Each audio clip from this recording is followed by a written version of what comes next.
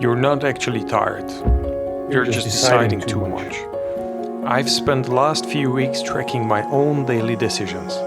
Everything from what socks I wear to which email I answer first. Just to see how many of them actually drain my energy.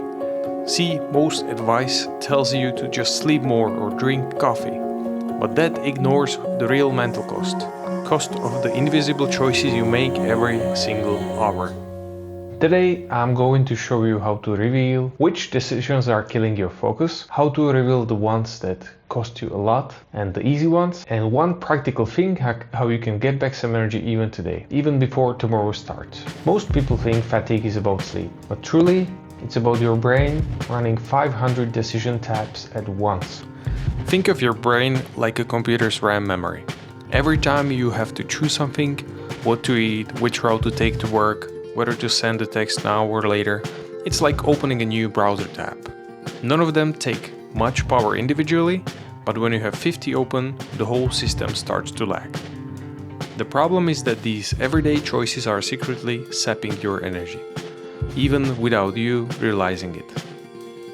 A year ago, I used to wake up after 8 hours of sleep and I was already exhausted. I hadn't even left the house yet. I realized I spent a few minutes just staring at my socks drawer and another 10 debating between eggs and fasting. Every small choice was counting against my daily limit, and I couldn't even see them happening. That's when I discovered that most of these decisions can be pre-decided. By making the choice once, I removed the mental load forever. That means your fatigue isn't laziness, it's a resource management problem.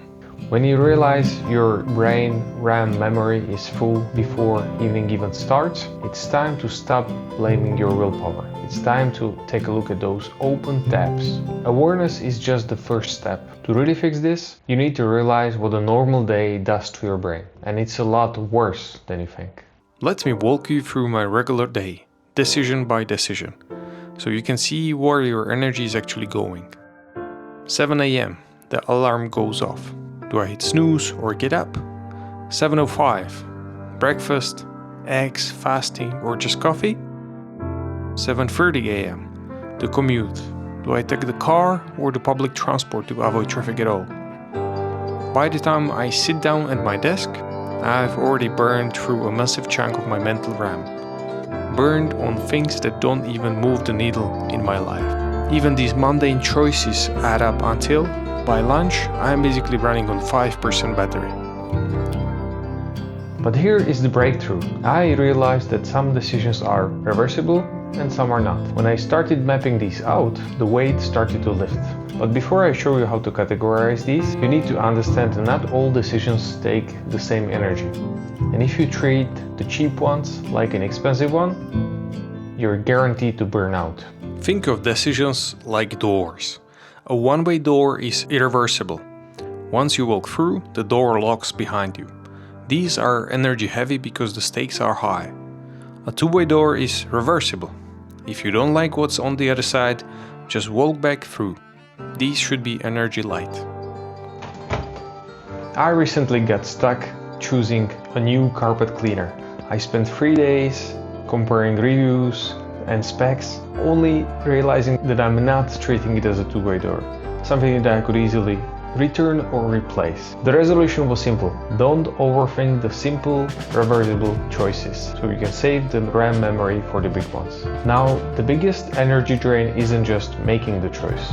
It's the open loop of not making it. Let me show you why your brain won't let go of that one unfinished task. The most expensive decision you can make is the decision to decide later.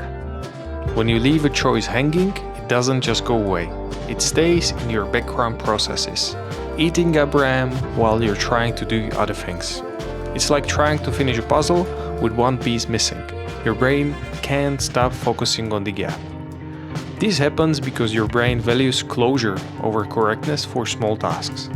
When you leave a loop open, you're essentially paying a mental tax every hour until it's closed.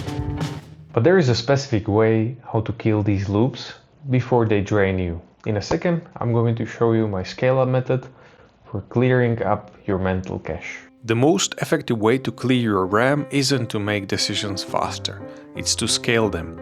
Scaling up means that you take regular daily decision and apply a universal choice to dozens of instances of the decision. It's a way how to apply one decision to multiple instances. You decide once, so we don't have to do it daily. Take food. I've scaled my morning by deciding once that I fast until 10 a.m. Just like that, the breakfast decision is that. When 10 a.m. hits, I don't look at the menu.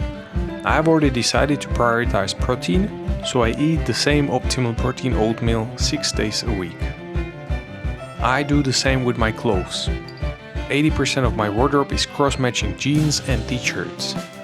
I can grab any top and any bottom in the dark, and they work. I've decided that 90% of the time I take public transport.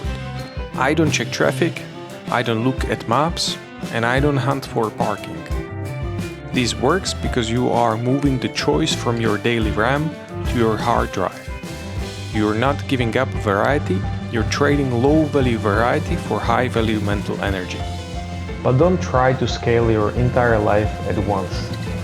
If you try to automate everything, you're gonna face entirely different kind of fatigue. This works, but only if you understand this and do it step by step. Pick one category this week and scale it up before moving to the next. The big insight here is that recognizing the energy drain from decisions allows you to skip or pre-decide decisions in order to clean up your RAM memory. The gap most people face is that complexity of modern life with its 500 daily decisions simply exceeds what our brains were meant to manage. This is why I showed you in my previous video my morning ritual with manually filtered coffee. By pre-deciding that I want to do it, I leave no choice or having low willpower, and I simply do it even though I might not choose it right away. Thank you for watching, and don't forget, stop deciding, start doing.